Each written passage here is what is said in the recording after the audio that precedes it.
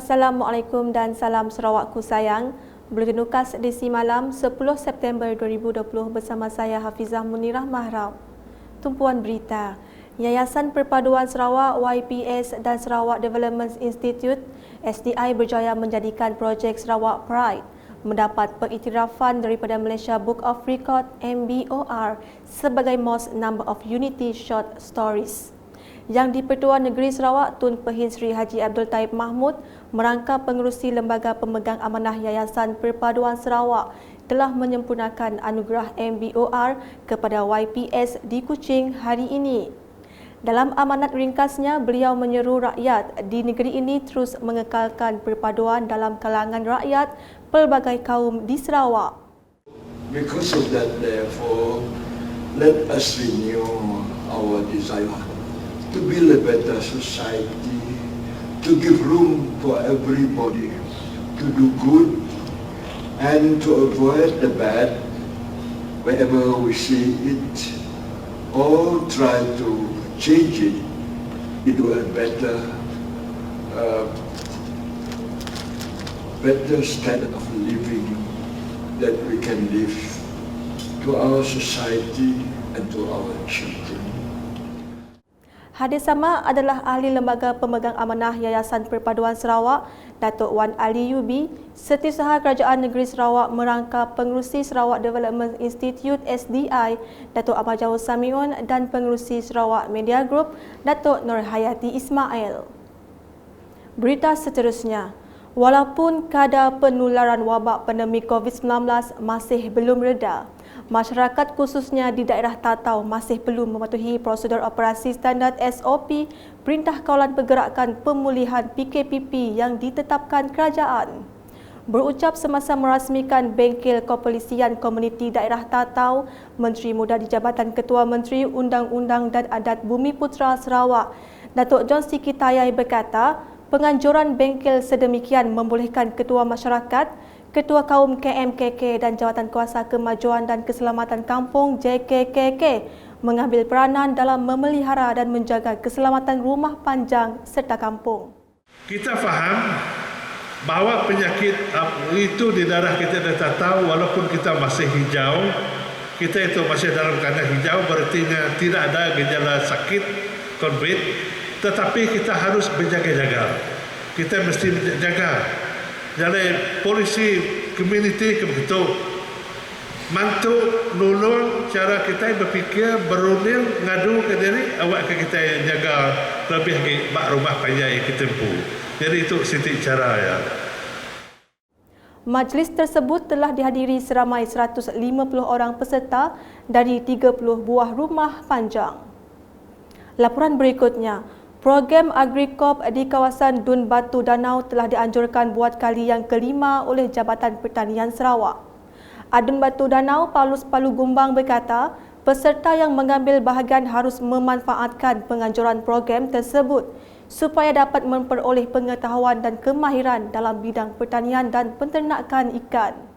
Kalau dulu tidak banyak dalam jumlahnya setahun, tetapi pada masa ini kita anjurkan khusus yang begitu banyak. Bukan sahaja di kawasan kita, malahan juga di daerah-daerah yang lain di seluruh negeri. Pada majlis itu, sebanyak 15,000 benih anak ikan telah dilepaskan di sungai kawasan berkenaan. Beralih ke laporan dari Dewan Negara, dengan Kementerian Perumahan dan Kerajaan Tempatan KPKT merancang membina sebanyak 3,549 rumah mampu milik RMM di Sarawak bagi tahun 2021 hingga 2023. Timbalan Menteri Perumahan dan Kerajaan Tempatan Datuk Seri Dr. Ismail Abdul Muttalib berkata, kesemua rumah itu dibina melalui program Perumahan Rakyat PPR 750 unit, Perumahan Penjawat Awam Malaysia PPAM 538 unit, Perumahan Prima 702 unit, Program Perumahan SPNB Sibu 1559 unit. Bagaimanapun katanya program rumah transit tidak terdapat di Sarawak. 3,549. Projek PPR ni akan kita rancang dan akan kita laksanakan. Ini tertaluk kepada pertimbangan dan kelulusan peruntukan daripada agensi pusat dan kita sedang berusaha sekarang. InsyaAllah Ahmad, kita akan bantu.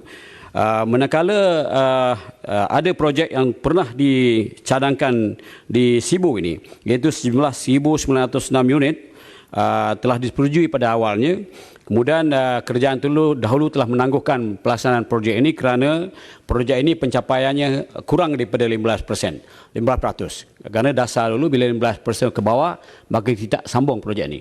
Namun demikian, atas keprihatinan kerajaan baru ini, kita telah membawa semula untuk kita bincangkan bersama kerajaan negeri bagi kita menghidupkan semula ataupun melaksanakan projek sejumlah 1,096 unit.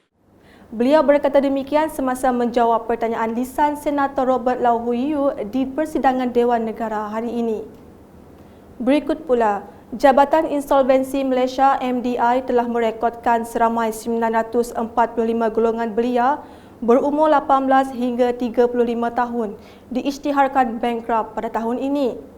Menurut Timbalan Menteri di Jabatan Perdana Menteri Datuk Syabuddin Yahaya, bagi golongan belia 31 hingga 35 tahun, kadar itu melebih 100 kes dalam tempoh Januari hingga Julai 2020. Jumlah kes kebangkrapan bagi golongan belia yang berumur di antara 18 sehingga 35 tahun yang direkodkan bagi tahun 2020 di Jabatan Insolvensi Malaysia ataupun MDI ialah sebanyak 945 orang. Bagi golongan belia berumur 31 sehingga 35 tahun yang direkodkan dari bulan Januari hingga bulan Julai 2020 adalah melebihi 100 kes. Bercakap semasa persidangan Dewan Negara bagi menjawab soalan Senator Datuk Paul Igai hari ini, beliau juga menambah kerajaan telah mengambil beberapa langkah untuk mengurangkan kadar kebangkrapan di kalangan belia. Seterusnya pula, menyediakan taraf hidup yang wajar kepada semua rakyat Malaysia pada 2030 merupakan iltizam Wawasan Kemakmuran bersama 2030 oleh Kerajaan Perikatan Nasional.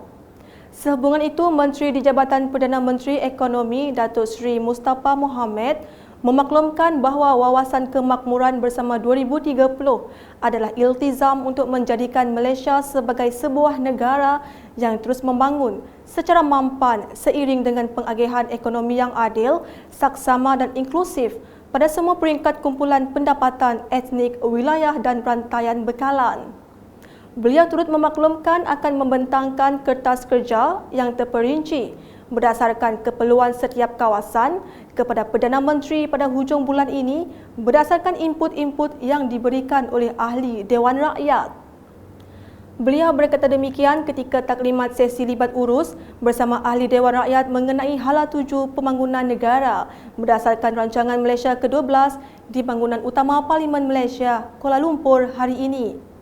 Pada majlis ini juga, ahli-ahli Dewan Rakyat dari Gabungan Parti Sarawak GPS turut serta dalam sesi soal jawab dan mengutarakan permasalahan berkaitan isu pendidikan, keselamatan, keperluan pembangunan infrastruktur dan projek-projek yang tergendala di Sarawak. Turut hadir pada majlis tersebut adalah Timbalan Menteri daripada GPS, Datuk Henry Sum Agong, Datuk Hanifah Haja Taib dan Hasbi Habibullah serta ahli-ahli Parlimen GPS Backbencher iaitu Datuk Seri Hajah Rohani Abdul Karim dan Lukan Nisman Awang Sauni. Sekian bersama saya Hafizah Munirah dan kru penerbitan. Terus layari berita-berita terkini Sarawak setiap hari di Facebook, Instagram, Twitter dan aplikasi Telegram Buletin UKAS serta UKAS Channel di YouTube. Salam UKAS.